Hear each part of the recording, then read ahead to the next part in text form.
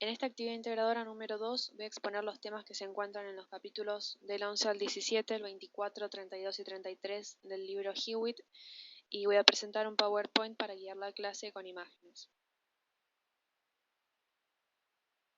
Vamos a comenzar con la composición de la materia y los estados de la materia. Primero tenemos que tener en claro ya que la materia está compuesta por átomos para poder proseguir y entender a su vez cómo se componen estos átomos. Como podemos ver en el centro están estas bolitas rojas y azules. Esto se lo llama en conjunto núcleo y estas pequeñas bolitas son partículas que se las llama nucleones. Acá se encuentran tanto los neutrones como los protones. Los neutrones tienen carga neutra y los protones tienen una carga positiva. Por otro lado se encuentran estas partículas alrededor llamadas electrones que tienen carga negativa.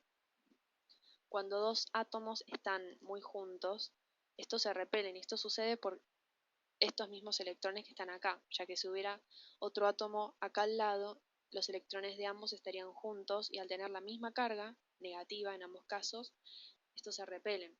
Si fuera en el caso contrario, que habría una carga positiva junto con una carga negativa, estos se estarían atrayendo. Este átomo que estamos viendo es un átomo de la materia tradicional, la que vemos en nuestra vida cotidiana y de la materia que estamos formados nosotros mismos. Pero existe otro tipo de materia que es bastante distinta a esta, que la podemos apreciar del lado derecho acá en negro.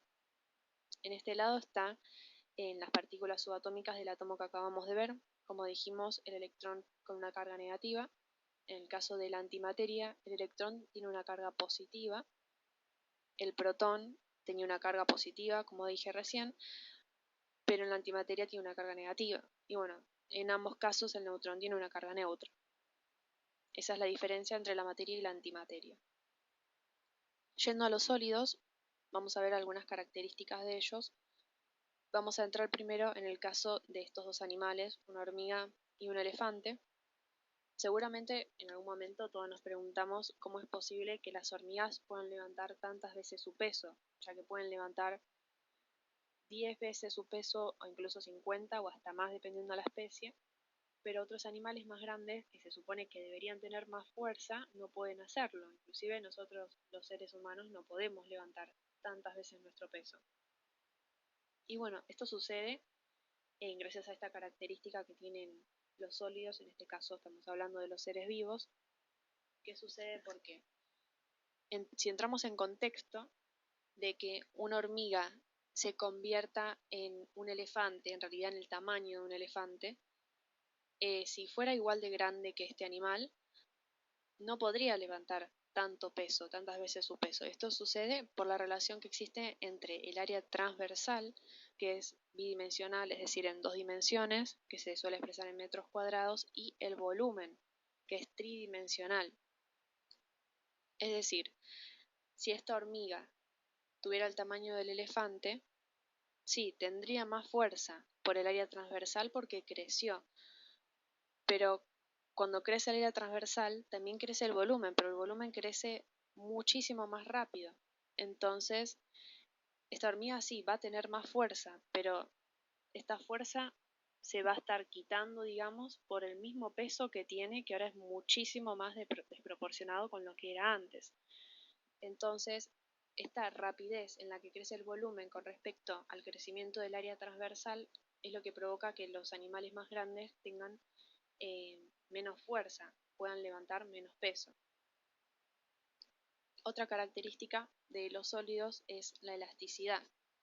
Hay algunos objetos que son elásticos y otros no, como por ejemplo el caso de este arco es elástico, ya que como vemos lo está estirando y en el momento que lo suelte va a volver a su estado natural, no va a quedar deformado como lo vemos en la imagen.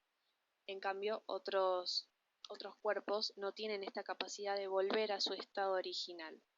Es decir, un objeto elástico es aquel que puede deformarse o cambiar su longitud, pero después puede volver a su estado normal, original. No, como dije recién, no todos son elásticos. Si tenemos una plastilina y la deformamos, va a quedar así, a no ser que nosotros volvamos a darle la forma original, pero por sí sola no va a volver. a su forma inicial. Otro ejemplo de estos objetos elásticos son los resortes, que son muy conocidos. Y estos resortes podemos ya sea estirarlos con nuestra mano o podemos colgarle un peso.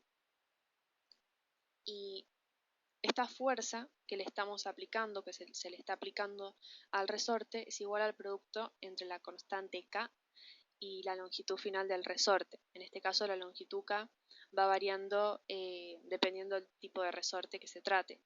Esto es lo que expone la ley de Hooke.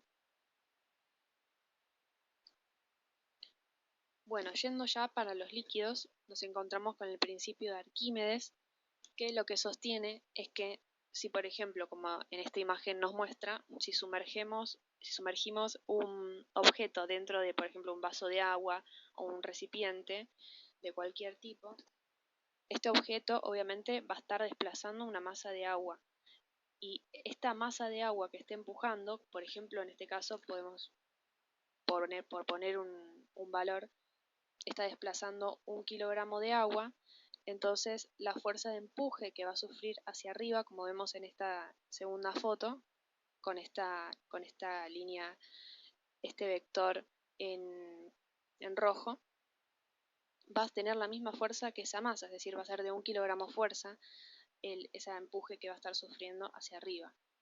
Por otro lado, también se encuentra el principio de Pascal, que expone que un cambio en la presión de un fluido que está en reposo y encerrado sufre este cambio de presión en todas las direcciones. Como por ejemplo acá tenemos un globo con bastantes agujeros y se le está insertando con una jeringa agua. Esta agua está provocando un cambio de presión dentro del globo que va a salir para todos los agujeros, no es que va a salir solo para uno. Esto nos demuestra que este cambio de presión se da en todas las direcciones. Por otro lado, nos encontramos con una prensa hidráulica, que es un ejemplo también del principio de Pascal, que se utiliza mucho. Por ejemplo, acá tenemos un área pequeña en comparación con esta área de acá que es bastante más grande, y si aplicamos una fuerza, que acá está representada como fuerza 1 en esta área pequeña, esa presión se va a transmitir hasta acá, hasta el área más grande, y va a dar como resultado una fuerza mucho más grande, tal como expresa la fórmula que está acá. Por otro lado, está la ley también de Boyle-Mariotte con respecto a los gases, por ejemplo, que expone la relación entre la presión y el volumen de un gas. En esta primera instancia tenemos un gas que no se le está ejerciendo una presión, pero en el segundo caso sí. En el segundo caso, este gas es más denso, ya que su volumen es más pequeño ahora, entonces está la misma cantidad de materia, pero en un volumen menor. Entonces hay más densidad, por lo que podemos decir que la presión y la densidad son proporcionales, pero el volumen y la presión son inversamente proporcionales. Por eso esto se expresa con esta fórmula de acá abajo. El principio de Bernoulli lo que nos expone es que la presión de un flujo de agua en un tubo disminuye cuando aumenta la rapidez de este flujo de agua. Por ejemplo, si en esta primera instancia el flujo de agua tiene una velocidad, una rapidez de 10 metros por segundo, va a tener una determinada presión. Pero en este segundo caso, si aumentamos esa rapidez a 20, 30 metros por segundo, esta rapidez, esta presión va a ser mucho menor, ya que la rapidez aumentó. Bueno, existe un cuarto estado de la materia, no tan conocido como los demás, pero que está presente, por ejemplo, en el caso del Sol, está formado por plasma, y también en estas bombillas fluorescentes, lámparas fluorescentes que solemos tener en nuestras casas. Este plasma es un gas electrificado y los átomos y las moléculas que lo forman están ionizados, es decir, le faltan uno o más electrones y se acompañan por la cantidad correspondiente de electrones que están libres.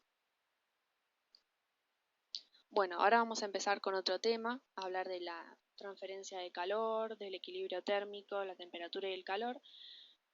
pero primero tenemos que tener en claro la diferencia entre estos dos conceptos que son la temperatura y el calor.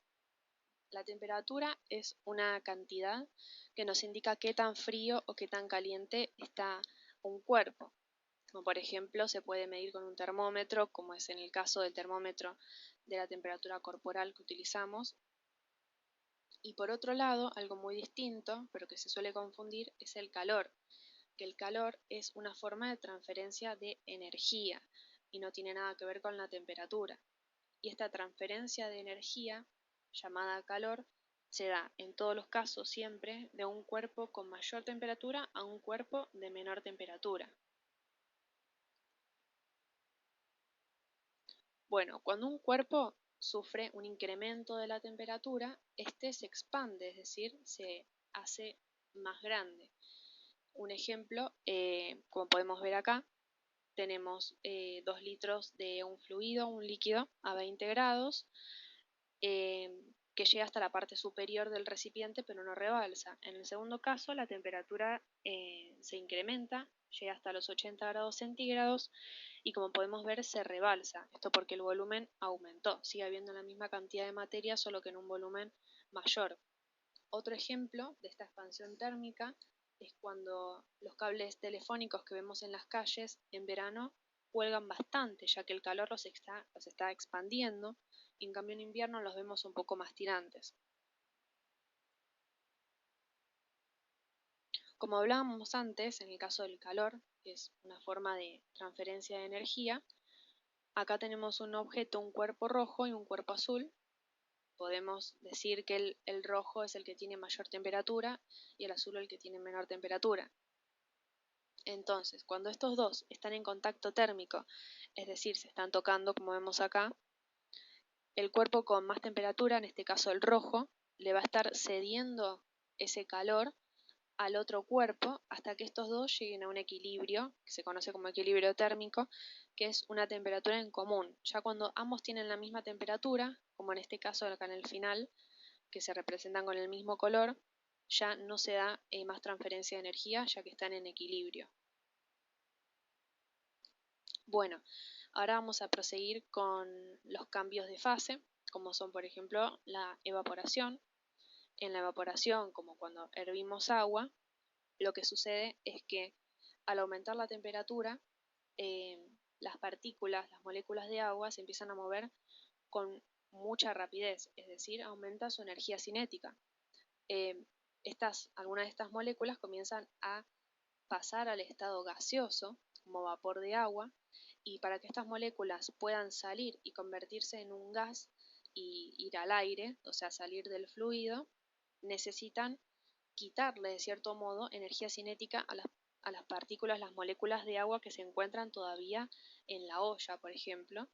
Entonces, por eso se suele decir que la evaporación es un proceso de enfriamiento, lo cual a veces suena un poco extraño, pero es así, ya que se necesita quitarle rapidez a las partículas, a las moléculas que quedan en el fluido, y al quitarle esa rapidez, obviamente disminuye su temperatura. Por otro lado, tenemos también la condensación, que es cuando un gas pasa al estado líquido, como acá está el ejemplo del vapor de agua cuando se condensa en una ventana fría, por ejemplo. Esto sucede porque el gas tiene una temperatura determinada, más elevada que la ventana, que por ejemplo puede dar hacia afuera. Entonces, al estas moléculas de vapor de agua estar en contacto con la ventana, pierden energía cinética porque pierden temperatura. Entonces, al bajar esa temperatura y bajar esa energía cinética, se transforman en gotitas de agua, como vemos acá. Por otro lado, también está la ebullición, que a diferencia de la evaporación, en la evaporación estaba pasando del estado líquido al estado gaseoso solo el fluido que se encontraba en la superficie. En cambio, en el caso de la ebullición, está pasando al estado gaseoso todo el fluido. Y sucede lo mismo. Las moléculas de agua, como por ejemplo vemos en la imagen, este es el caso del agua, están aumentando su energía cinética gracias al calor que se les está dando, Entonces, para poder salir del fluido y convertirse en vapor de agua, le quitan energía cinética a estas moléculas que quedan todavía dentro del recipiente. Entonces, al tomar esa energía cinética y al subir la temperatura, pueden pasar al estado gaseoso. Por otro lado, por último, está la fusión y el congelamiento. En el caso de la fusión, como podemos apreciar en la foto, que se está derritiendo un hielo, que es el paso de un sólido a un líquido. El sólido tiene una temperatura bastante baja, entonces sus partículas se mueven con una rapidez bastante pequeña, tienen una energía cinética pequeña, entonces se encuentran bastante juntas. Estas se encuentran juntas y al momento de recibir calor empiezan a aumentar su temperatura, a su vez la energía cinética, y se empiezan a separar, entonces pasan al estado líquido, en este caso pasan a ser agua. El proceso contrario es el del congelamiento, cuando tenemos, por ejemplo, agua y la ponemos en el freezer en una cubetera y se transforma en hielo. Acá está sucediendo lo contrario, las moléculas de agua que metimos en la cubetera tenían una determinada rapidez, tenían una determinada energía cinética y una temperatura, que luego va a empezar a disminuir todo esto, tanto la rapidez como la temperatura. Entonces estas moléculas se van a empezar a unir más hasta transformarse en hielo. Bueno, ahora vamos a comenzar con el magnetismo y la electricidad y vamos a ver el fenómeno que dan estas dos en conjunto. Por un lado, tenemos la fuerza eléctrica, que sabemos que es la fuerza que resulta de las cargas eléctricas de las partículas subatómicas, pero también existe lo que se llama fuerza magnética, que surge en el momento que estas partículas que tienen una determinada carga se mueven entre sí. Entonces, la combinación de estos fenómenos del magnetismo y la electricidad da como resultado otro fenómeno que es conocido como electromagnetismo. Ahora, volviendo al magnetismo, no todos los elementos tienen propiedades magnéticas. Por ejemplo, si tenemos un imán y lo acercamos a un metal, va a atraer al metal, pero si lo acercamos a madera, no va a atraer la madera. Y esto porque la madera no tiene propiedades magnéticas, en cambio el metal sí. Ahora, lo que determina que un cuerpo tenga propiedades magnéticas o no es tanto sus dominios como sus polos. Este cuerpo tiene que tener los dominios alineados y los polos también, es decir, mirando todos hacia el mismo lado. En el caso que está un polo norte con un polo sur, es decir, polos contrarios, estos se atraen, pero en el caso que haya un polo norte con un polo norte, un polo sur con un polo sur, estos se repelen. Entonces, tanto estos polos tienen que estar alineados, también como los dominios que vemos acá. En la primera imagen tenemos dominios que están alineados, que miran todos para el mismo lado, y en el segundo caso todos están apuntando para direcciones diferentes. Estos dominios son agrupaciones de átomos. Y bueno, tanto en el primer caso, si tenemos dominios que están alineados con polos alineados, se genera un campo magnético, pero en el caso contrario también, cuando ambos están desalineados, también se genera un campo magnético, solo que en este caso estos campos magnéticos se cancelan entre sí, entonces no se lo considera un objeto con propiedades magnéticas. Este es el campo magnético que genera los dos polos. Bueno, vamos a seguir con la radioactividad. Esta radioactividad se produce cuando tenemos isótopos radioactivos. Por ejemplo, cuando nosotros tenemos un átomo de determinado elemento y le cambiamos su número de protones, estamos dando al lugar un átomo de otro elemento, es decir, lo que establece qué elemento es cuál es el número de protones. Pero, ¿qué pasa cuando variamos los neutrones? Bueno, en este caso se producen isótopos. Estos isótopos pueden ser tanto estables como inestables. Cuando son inestables se lo consideran radioactivos, es decir, emiten radiación y la pueden emitir en distintos tipos, como puede ser, en el primer caso, en forma de partículas alfa, partículas beta y rayos gamma. En el primer caso, las partículas alfa tienen una carga positiva, las partículas beta una carga negativa y los rayos gamma no tienen partículas ya que se trata de una corriente de fotones con una capacidad alta de penetración en distintos elementos, como vemos acá.